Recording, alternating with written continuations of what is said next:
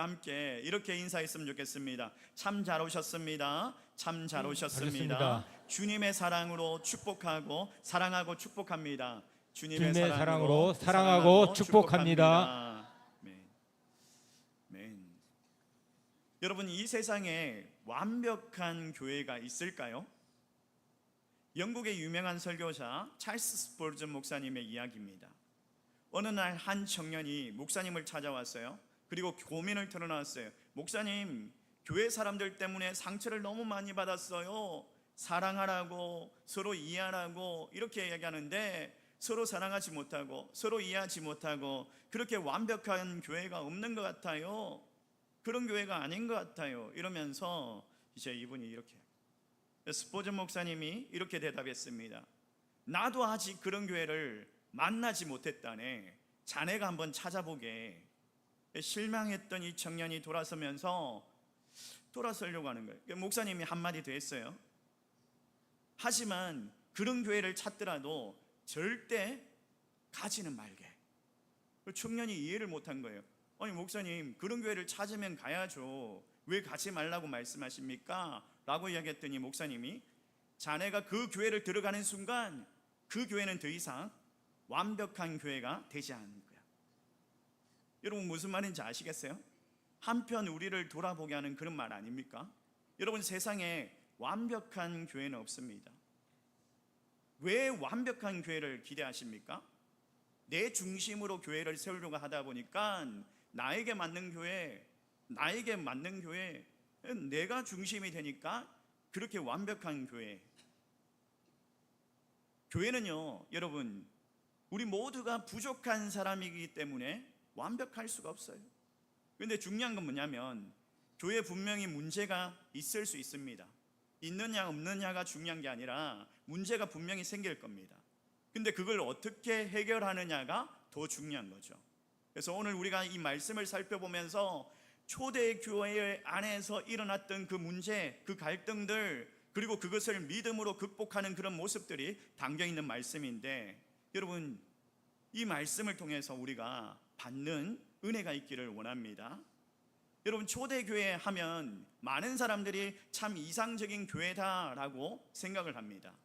왜냐하면 성도들이 그 제사장과 서기관들의 핍박 가운데서도 마음을 같이하고 함께 모였어요. 함께 예배드렸어요. 그리고 자기들의 재산을 팔아서 서로 필요에 따라서 사람들을 돌보고 구제하고 자기의 것을 나누었습니다.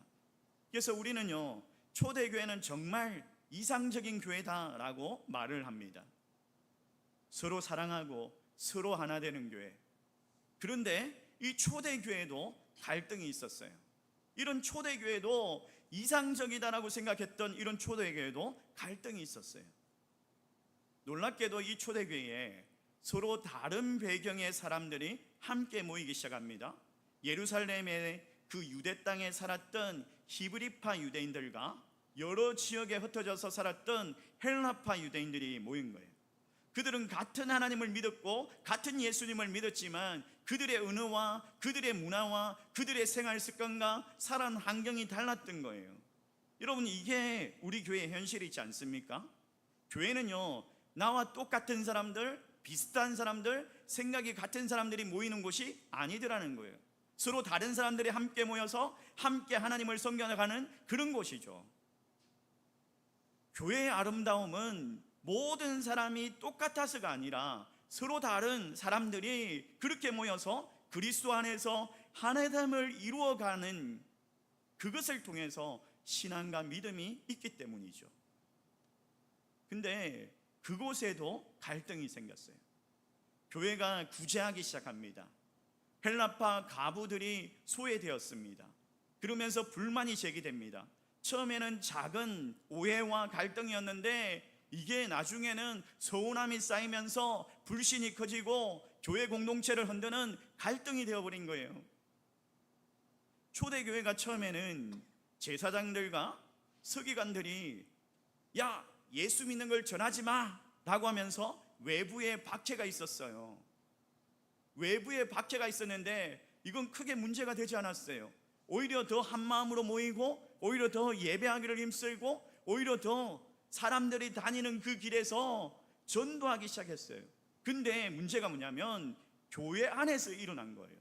교회 안에서 외부의 핍박이 아니라, 외부의 핍박도 교회를 어렵게 하지만 때로는 교회 안에서 그 갈등이 더 큰 위기가 될 수 있다는 거예요. 여러분, 사단은요 외부의 박해만 사용하는 것이 아니라 성도들의 그 오해와 갈등과 분열을 이용해서 교회 안에서 내부의 그 문제를 일으켜서 이 공동체를 흔들려고 하죠. 왜 저 사람은 인정을 받는데 왜 나는 인정받지 않는 거야? 왜 나는 이렇게 대우하는 거야? 이런 작은 습습함들이 나를 소외감을 느끼게 하고, 그런 마음들이 쌓이면 문제보다 사람을 바라보고 공동체를 세우기보다 서로를 판단하고 비판하게 되는 거죠. 여러분, 중요한 질문이 있어요. 갈등이 없는 교회는 좋은 교회입니까? 그렇지 않습니다. 사람이 모이는 곳에는 갈등이 있을 수밖에 없습니다. 중요한 것은 갈등이 생겼을 때 이걸 어떻게 해결하느냐. 초대교회를 보십시오. 서로 정죄하지 않았습니다. 문제를 덮지도 않았습니다. 그냥 문제를 넘기지도 않았어요. 사도들이 그 문제를 바라보면서 교회의 본질을 다시 붙잡았어요. 사도들이 말씀과 기도에 힘쓰면서 구제하는 일을 감당할 수 있는 사람들을 세우기 시작합니다. 여기서 이제 초대교회가 지혜가 있다는 것을 볼 수가 있죠. 갈등이 생겼을 때 교회의 본질을 놓치지 않는 것, 교회의 본질을 붙잡는 것, 오히려 이 위기의 순간에 교회가 무엇을 위해서 존재하는지를 다시 붙잡아야 한다, 이런 교훈을 우리에게 주고 있는 것 같아요. 사랑하는 성도 여러분, 우리 가정에서도 갈등이 일어나죠. 직장에서도 갈등이 있죠. 교회 안에서도 다른 생각과 다른 의견이 있을 수 있습니다. 근데 중요한 것은 그런 갈등이 있다는 사실이 아니라 그 갈등 안에서, 그 갈등 앞에서 무엇을 붙잡아야 하는가, 내 감정, 내 자존심, 이걸 붙잡으면 안 되고, 그러면 더 갈등이 일어나죠. 하나님의 말씀을 붙잡고 기도로 나아가면서 그 갈등도 공동체의 성숙으로 나아가는 그런 기회로 삼아야 합니다. 오늘 말씀을 통해서 우리가 함께 살펴볼 때 갈등 앞에서 교회가 붙잡아야 할 것이 무엇인가, 또 교회가 결코 놓쳐서 안 되는 그 본질이 무엇인가, 그리고 서로 다른 사람들에게 어떻게 그리스도 안에서 하나됨을 이룰 것인가를 한번 생각하며 그 은혜를 받는 시간 될 수 있기를 주의 이름으로 축원합니다. 여러분, 이 초대교회의 이야기는요 2000년 전에 끝난 이야기가 아닙니다. 오늘날 우리 교회에, 또 우리 교회 안에 신앙생활에 비추어지는 그런 말씀이 되기를 소망합니다. 오늘 하나님께서 우리의 마음을 만져주시고 각 사람의 그 차이나 그런 차이보다 예수 그리스도의 그 사랑을 붙들게 하시고 또 말씀과 기도로 더욱 하나 되게 하는 교회가 될 수 있기를 소망합니다.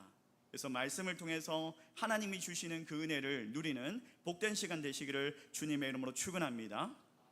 첫 번째로 보니까 다름에서 시작된 갈등이 있었어요. 분명히. 자, 1절 말씀 우리 같이 한번 읽어보겠습니다. 같이 읽습니다. 시작. 그때 제자가 더 많아졌는데 헬라파 유대인들이 자기의 과부들이 매일의 구제에 빠짐으로 히브리파 사람을 원망하니. 여러분, 우리가 사도행전을 계속해서 살펴보고 있지 않습니까? 1장부터 5장까지 여러분 초대교회를 한번 생각해 보십시오. 베드로가 오순절날 성령 충만하여서 그리로 나아가서 복음을 전하죠. 그랬더니 3,000명의 사람들이 회개하고 세례를 받고 예루살렘 교회, 그 초대교회가 시작됩니다. 근데 제사장들과 사두개인들이 그들을 붙잡아서 감옥에 가두죠. 사도들이 박해를 받았습니다. 박해를 받았는데도 기뻐합니다. 그리고 성도들이 날마다 한 마음으로 모였대요. 하나님을 찬양했대요. 믿는 사람들이 계속 늘어났습니다. 교회가 놀라운 부흥이 일어나기 시작했습니다. 근데 바로 그때 문제가 발생한 거예요. 외부에서의 그 문제가 아니라 교회 안에서 갈등이 시작된 거죠. 여러분, 이 갈등이 보니까 예루살렘 교회가 크게 두 분류가 나타난 거죠. 한쪽에는 히브리파 유대인들, 그러니까 예루살렘과 유대 중심으로, 이스라엘 중심으로 히브리어와 아랍어를 사용하는 사람들, 또 반면에 헬라파 유대인들, 여러 나라의 소아시아와 로마와 이탈리아 그리고 이집트 뭐 이런 데서 흩어져 있던 이 디아스포라 유대인들이 고향으로 돌아옵니다. 고향으로 돌아오면서 그들이요 헬라어도 사용하고 또 생활의 방식이 다릅니다. 문화도 다릅니다. 같은 유대인이지만 서로 살아온 환경이 달랐어요. 그런 사람들이 모이기 시작한 거예요. 여러분 우리 교회도 비슷하죠? 우리 교회도 비슷하죠. 문제는 뭐냐면 사역하면서 구체적으로 구제 사역을 하면서 그 문제가 일어난 거예요. 교회가 매일 가난한 사람들에게 가부들에게 음식을 나눠주는 거예요. 그때 당시에 초대교회가 보니까 그때 매일 예배를 드리는 것 같아요. 매일 예배를 드리고 또 음식을 나눠주고 그런 구제 활동을 했던 것 같아요. 자, 그런데 헬라파 가부들이 계속해서 구제 대상에서 빠지고 있다는 그런 불만이 제기가 됩니다. 이게 처음에는 단순히 그냥 행정적인 문제겠지, 실수겠지, 누군가가 놓쳤겠지 라고 생각을 했어요. 근데 실제로 차별이 있었는지 정확하게 알 수는 없지만 그러면서 분명히 상처받는 사람들이 생겨나는 거예요. 처음에는 섭섭함과 작은 서운함이었어요. 근데 감정이 쌓이면서 결국에는 원망으로 이어집니다. 여러분 보십시오. 원망하니 이게 무슨 말입니까? 그냥 뒤에서 수근수근 거리기 시작한 거예요. 사람들에게 이야기하기 시작하는 거예요. 원망했다라는 거예요. 그런 작은 불만들이, 그런 원망함이 교회 공동체를 흔들기 시작하는 거예요. 여러분, 교회 안에서 갈등이 거창한 문제 때문에 시작된 게 아니었어요. 본질적인 문제가 아니었어요. 성경적인 문제가 아니었어요. 작은 오해와 서운함에서 시작되는 그런 경우가 더 많더라는 거예요. 말 한마디 때문에 있고 또 관심받지 못해가지고 그렇게 문제가 일어나더라는 거예요. 그러니까 중요한 것은 그 갈등이 생겼을 때 어떻게 그 문제를 받아들이느냐, 그 문제를 해결하느냐, 이게 더 중요하죠. 여러분, 교회는요 살아있는 공동체 아닙니까? 살아있는 생명체는 성장하면서 성장통을 겪게 되어 있습니다. 그렇죠? 교회는 성장하는 과정에서 여러 가지 어려움을 경험하게 됩니다. 그런데 여기서 정말 한 가지 나누고 싶은 이야기가 있어요. 어떤 교회에 실제로 있었던 이야기입니다. 한 성도님이 예배를 마치고 집으로 돌아가는데 마음이 너무 불편한 거예요. 평소에 자기를 정말 따뜻하게 맞아주시던 그 집사님, 근데 오늘 인사를 했는데 그 인사를 받아주지도 않고 쌩하면서 지나가 버리는 거예요. 너무 마음이 불편한 거예요. 이 성도님이 정말 이걸 말을 해야 되나? 내가 무슨 잘못을 했나? 왜 나를 불편하게 생각하지? 이러면서 마음에 섭섭함이 있는 거예요. 며칠 동안 마음이 편하지가 않았어요. 근데 나중에 알고 보니까 그 집사님의 가족 중에 갑자기 그냥 수술을 받아야 되는 그런 걱정거리가 생긴 거예요. 그러다 보니까 이 집사님이 정신없이 그냥 그 걱정 때문에 인사도 받지 못하고 사람들에게 따뜻하게 그렇게 환영하지도 못하고 그렇게 교회를 다녔던 거예요. 실제로 아무 문제는 없었지만 그런 작은 오해가 큰 상처로 이어질 뻔했던 그런 경우죠. 여러분, 우리가 상대방의 마음을 다 알 수가 없어요. 그렇기 때문에 우리가 쉽게 판단하면 안 됩니다. 쉽게 하면 안 됩니다. 이게 사단이 그렇게 쉽게 판단하고 쉽게 오해할 때 그 틈을 놓치지 않고 들어오죠. 그 작은 서운함과 그 작은 서운함을 키워가지고 그 원망으로 인해 가지고 그 갈등으로 인해 가지고 분열로 일으키는 것이 사단이 하는 일이에요. 사랑하는 성도 여러분, 혹시 여러분 마음속에 풀지 못하는 그런 서운함이 남아 있습니까? 오해나 섭섭함 때문에 멀어진 사람이 있습니까? 여러분, 하나님께서 오늘 원망보다 먼저 이해해라 라고 말씀하십니다. 비난하기보다 먼저 사랑하라 라고 말씀하십니다. 여러분, 갈등에 그 분열의 이유로 삼지 말고 우리가 더욱더 성장할 수 있는 이 성장통으로 삼을 수 있기를 우리 주의 이름으로 축원합니다. 서로 다름을 인정하고 서로 품어주면서 더 큰 사랑으로 나아갈 수 있는 우리 호평제일교회 성도님들 될 수 있기를 우리 주님의 이름으로 축원합니다. 자, 두 번째로 보니까 말씀과 기도의 회복이에요. 이게 본질이죠. 자, 우리 함께 읽어볼 때 2절, 3절, 4절 말씀 우리 같이 한번 읽어볼까요? 2절, 3절, 4절 말씀 같이 읽습니다. 시작. 12 사도가 모든 제자를 불러 이르되 우리가 하나님의 말씀을 제쳐놓고 절대를 일삼는 것이 마땅하지 아니하니 형제들아 너희 가운데서 성령과 지혜가 충만하여 칭찬받는 사람 7을 택하라. 우리가 이 일을 그들에게 맡기고 우리는 오로지 기도하는 일과 말씀 사역에 힘쓰리라 하니. 여러분, 이 초대교회 안에 갈등이 생겼어요. 문제가 생겼어요. 근데 이 사도들이 어떻게 반응합니까? 그 문제를 숨기지 않았습니다. 모든 성도들을 불러 모아서 그 문제를 공동체 앞에서 솔직하게 드러내는 거예요. 그리고 매우 중요한 원칙을 세우죠. 우리는 하나님의 말씀을 제쳐놓고 접대를 일삼는 일을 하지 않겠다. 마땅하지 하지 않겠다. 접대를 일삼는다 이 말을 잘못 해석하면 안 됩니다. 접대라는 것이 뭐냐? 여기 보니까 가난한 사람들에게 음식을 나눠주는 그 구제하는 일이죠. 특별히 가부들을 돌보는 구제 활동을 이야기하는 거예요. 또 말씀에 오해를 하면 안 되는 게 사도들이 구제 사역, 뭐 전도하는 거, 선교하는 거 이걸 중요하게 여기지 않았다 이런 말이 아니에요. 가난한 사람들을 돌보고 어려운 사람들을 섬기는 것 이거 교회가 마땅히 다 반드시 감당해야 되는 그런 사역이죠. 그러나 사도들은요 더 중요한 사역을 전념하겠다. 더 중요한 사역을 알고 있다라고. 그래서 교회가 흔들리지 않게 하기 위해서 중심을 잡겠다라고 그렇게 말하죠. 그 중심이 뭐냐? 바로 말씀과 기도입니다. 여러분, 만약에 사도들이 그냥 모든 행정을 다 맡고 실무를 직접 처리하고 그렇게 했다면 어떻게 되었을까요?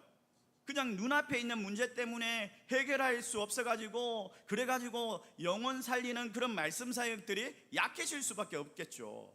그래서 사도들이 일을 나누기 시작합니다. 일을 나누기 시작합니다.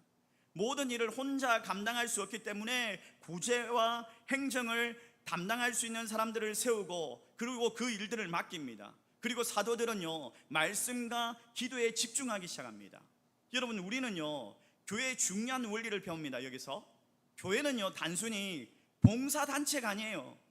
교회는 가장 중요한 사명, 하나님의 말씀을 전하고 사람들을 예수 그리스도의 제자로 세우는 것, 이게 교회의 가장 중요한 사역이죠. 사랑하는 성도 여러분, 우리의 삶도 마찬가지입니다. 우리가 너무 바쁘게 살아갑니다. 해야 할 일이 너무나 많습니다. 해결해야 할 그런 문제도 많습니다. 그러다 보니까 가장 중요한 것을 놓칠 때가 많지 않습니까? 예배를 뒤로 미루고, 예배는 그냥 뒷전이고, 기도해야 될 시간도 별로 없고, 기도해야 될 시간도 없고, 말씀 읽을 시간도 없어요. 사람 만나고 그냥 경제적인 활동하고 그런 일들을 주목하는데 말씀과 기도를 떠나는 그런 삶을 살아갈 때가 많지 않습니까? 하나님께서 우리에게 질문하십니다.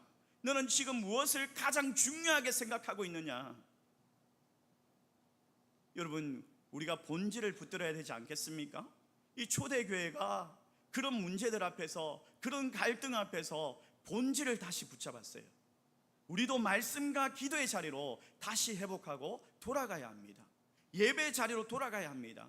말씀을 가까이 하고 기도의 무릎을 지킬 때에 하나님께서 우리의 신앙을 더욱더 자라가게, 건강하게 자라가게 하여 주실 줄 믿습니다.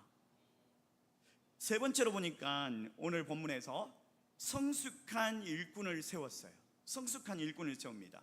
자, 5절과 6절 말씀 우리 같이 한번 읽어볼까요? 같이 읽습니다. 시작. 온 무리가 이 말을 기뻐하여 믿음과 성령이 충만한 사람 스데반과 또 빌립과 브로고로와 니가느로와 디몬과 바메나와 유대교에 입교했던 안디옥 사람 니골라를 택하여 사도들 앞에 세우니 사도들이 기도하고 그들에게 안수하니라. 여러분, 초대교회가 갈등 앞에서 서로 비난하지 않았어요. 오히려 그 문제를 해결하기 위해서 함께 기도하면서 지혜를 모았습니다. 그리고 구제 사역을 맡은 7명의 집사님들, 일꾼들을 세우기 시작합니다. 근데 여기서 우리가 주목해야 될 것은 이 교회가, 이 사도들이 어떤 기준으로 집사님들을 세우는지, 어떻게 사람을 선택하는지를 보십시오. 세상의 기준이 아니었어요. 뭐 일을 잘하는 사람들, 행정을 잘 처리하는 사람들, 돈 계산을 잘하는 사람들, 경험이 많은 사람들을 그렇게 우선적으로 뽑지 않았습니다. 사도들의 기준이 달랐어요. 그들이 성령과 지혜가 충만한 사람을 선택했다라고 이야기합니다. 왜 그랬을까요? 교회 일은 그냥 단순히 행정적인 의무가 아니기 때문이에요. 하나님을 섬기는 일이기 때문에. 그래서 교회에서는 능력보다 믿음을 먼저 봅니다. 재능보다 인격을 더 중요하게 여깁니다.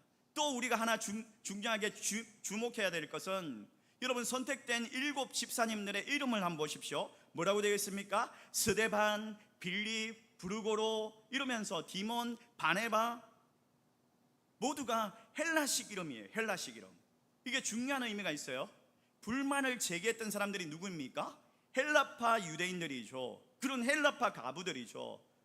그러니까 교회가 그들의 목소리를 외면하지 않았다라는 거예요.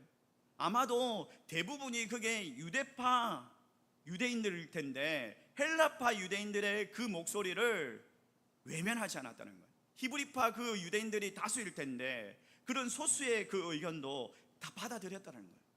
그러니까 그들의 입장을 존중하고 배려하는 거죠. 어느 교회 주일마다 가장 먼저 의자를 정리하고 예배당에 와서 제일 먼저 청소하는 집사님이 계셨어요. 이 집사님은 특별하게 중직도 아니었어요. 근데 사람들 앞에서 나서는 그런 분도 아니었어요. 그럼에도 불구하고 그분은 언제나 막 밝은 얼굴로 사람들을 맞이하고 새로운 성도들이 있으면 가장 먼저 다가가서 인사를 건네주고, 또 혼자 앉아있는 사람이 있으면 조용히 곁에 앉아가지고 그 이야기를 들어주기도 하고, 그렇게 시간이 지나자 사람들이 이야기하기 시작하는 거예요. 이 교회가 따뜻한 이유는 저 집사님 때문에, 저 집사님 때문인 것 같아.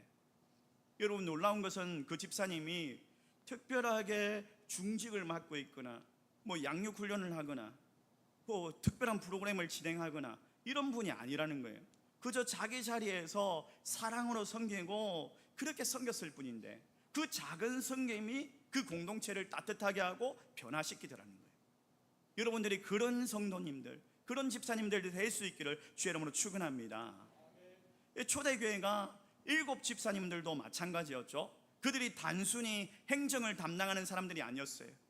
교회의 상처를 치유하고 공동체를 하나되게 묶어내는 그런 사람들로. 그 결과 어떻게 되었습니까? 자, 7절 말씀 우리 같이 한번 읽어봅시다. 같이 읽습니다. 7절 시작. 하나님의 말씀이 점점 왕성하여 예루살렘에 이르는 제자의 수가 더 심히 많아지고 허다한 제사장의 무리도 이 도에 복종하니라. 성령 충만하고 지혜가 충만하니까 이 갈등이 해결됩니다. 갈등이 해결되기 시작합니다. 부흥이 시작됩니다. 하나님의 말씀이 더 크게 힘있게, 정말 믿는 사람들이 더 많아졌더라. 사랑하는 성도 여러분, 교회의 힘은 성령 충만한 일꾼을 통해서 세워지는 줄 믿습니다. 그렇게 건강하게 성장하는 줄 믿습니다. 오늘 우리 교회도 이렇게 성령 충만하고 지혜가 있는 분들이 필요합니다. 갈등을 키우는 사람이 아니라 갈등을 해결할 수 있는 사람, 상처를 외면하는 사람이 아니라 사랑을 품을 수 있는 사람이 필요하죠. 여러분 혹시 하나님께서 지금 우리에게 그런 사람으로 나를 부르시고 계시지는 않는지 하나님의 음성을 들으시길 바랍니다. 오늘 우리 모두가 정말 성령과 지혜가 충만한 일꾼 되어서 우리 주님의 교회를 하나로 이렇게 세우고 또 더 많은 영혼들을 주님께로 인도해내는 그런 귀한 도구로, 그런 일꾼으로 쓰임받을 수 있기를 주의 이름으로 축원합니다. 여러분 오늘 우리가 이 말씀을 통해서 중요한 깨달음이 있죠. 완벽한 교회가 없더라. 완벽한 교회가 없더라. 초대 교회도 갈등이 있었더라. 근데 그 갈등으로 교회가 무너진 것이 아니라 오히려 교회는 말씀과 기도를 붙들고 성령 충만한 일꾼을 세움으로 인해서 더욱더 성숙한 공동체가 되었더라. 그래서 우리가 3가지를 한번 기억했으면 좋겠어요. 첫째로 갈등을 원망이 아니라 성장통으로 바라보아야 합니다. 갈등을 그냥 원망, 막 뒤에서 수근수근거리고 이런 것이 아니라 성장한다, 그렇게 바라보. 둘째로 어떤 상황 가운데서도 말씀과 기도의 본질을 놓치지 말아야 합니다. 예배 자리로 계속 나와 말씀을 기도로 나아가야 되는 거예요. 세상의 바쁜 일정들 그것보다 더 우선순위로. 셋째로, 성령과 지혜가 충만한 일꾼이 되어서 서로를 품고 세워주는 그런 공동체가 되어야 합니다. 마지막으로 이야기를 하나 나누고 말씀을 맺도록 하겠습니다. 추운 겨울날 2마리의 고슴도치가 있었어요. 너무 날씨가 추운 거예요. 그래서 이 2마리의 고슴도치가 서로 가까워지기 시작했어요. 붙으려고 했어요. 추우니까 서로의 체온을 느끼기 위해서. 근데 붙으면 붙을수록 이 가시에 찔려가지고 아픈 거예요. 아픈 거예요. 그래서 다시 떨어지기 시작합니다. 다시 떨어지기 시작합니다. 근데 떨어지니까 또 추운 거예요. 추운 거예요. 그래서 어쩔 수 없이 또 붙기 시작합니다. 조금씩 거리를 조절하고 서로의 체온을 또 추위를 그렇게 이겨내기 시작합니다. 교회도 이와 비슷하죠. 가까워질수록 상처를 받을 수도 있고 상처를 받을 때도 있습니다. 서로 다른 생각들 때문에 불편할 수도 있습니다. 근데 하나님께서 우리를 혼자 신앙생활 하도록 부르시지는 않았다는 거예요. 서로 이해하고 서로를 품고 함께 믿음의 길을 걸어가도록 그렇게 우리를 부르셨거든요. 사랑하는 성도 여러분, 우리 호평제일교회가 갈등을 넘어 본질을 붙드는 교회가 될 수 있기를 소망합니다. 그래서 말씀과 기도 위에 굳게 세워지고 서로를 사랑으로 품어줄 때 하나님께서 우리 교회를 더욱 아름답게 세워주실 줄 믿습니다. 갈등을 넘어서 본질을 향하여서 나아가는 우리 모두가 되시기를 우리 주 예수 그리스도의 이름으로 간절히 축원합니다.